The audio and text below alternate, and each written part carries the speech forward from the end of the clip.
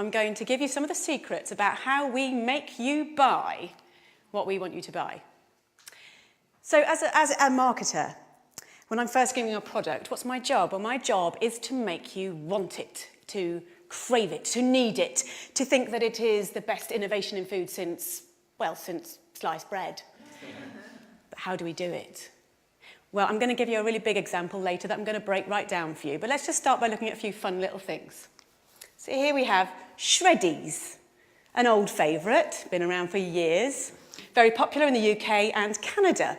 Without changing a single little thing about that product, they remarketed them, rebranded them as brand new diamond-shaped Shreddies. Food marketing genius right there. In the 1950s, there was a very important innovation in food. The instant mix cake, one of my personal favourites. When they were first brought out, all you needed to do was to add a little bit of water. Who's not going to love that? Well, actually, no one loved it. No one bought the bloody things. So they did a bit of research.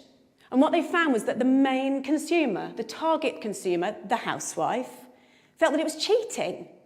They didn't want to pass off such an easy thing as their own baking to their partners, their husbands, their families, whatever. So what did the producers have to do? They had to make it harder. So now you had to add water and an egg. And sales exploded. But these examples, these are just chicken feed compared to what I really want to talk about tonight, and that is chickens and pigs and cows. So when we think about where chickens, etc. come from, we think about something a bit like that. That's also our instinctive idea, but we all know if we really think about it, if we think about it deeply, it's probably a little bit more like that. But that's a lot nicer. It's a lot more romantic. So how do we give you this impression? Well, there are 3 techniques that we use. The third of which is our secret weapon, and I am going to blow it for you tonight, so please stay primed for that. Let's look at technique number 1. Everybody believes what's on the label. So let's look at some examples.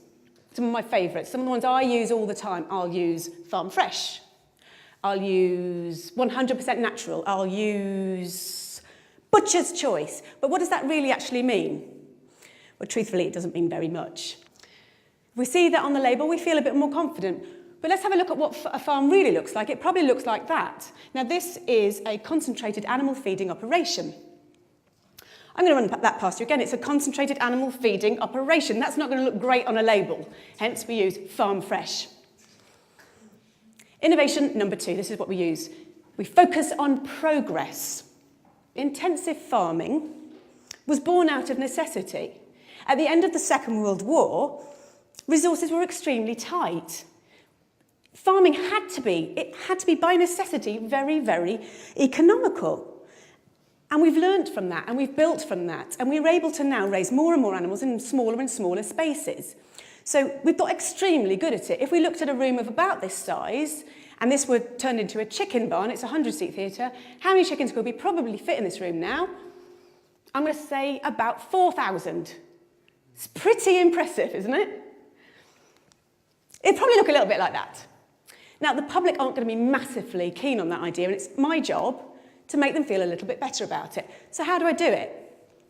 Well, a basic principle of marketing. We use the right choice of words, and by using the right choice of words, we can make the conversation, we can focus the conversation the way we want it to. So we'll use an example like this. When you look at that picture, where is your eye drawn? It's drawn right to the middle of the page, massive letters, we've got strive to optimise. What we're looking at in the picture, in reverse, looks a bit like that. But this looks a lot nicer because we're looking at strive to optimise. It makes us feel that there's progress. We feel good. So the challenge for the marketers is to make the public feel comfortable about what they're seeing. One of the side effects of intensive farming, of having so many animals in such a small space, unfortunately, is obviously disease, because you put so many animals into a small space, they're going to get sick. It is no secret that 50% of all the antibiotics in the world are used on farmed animals.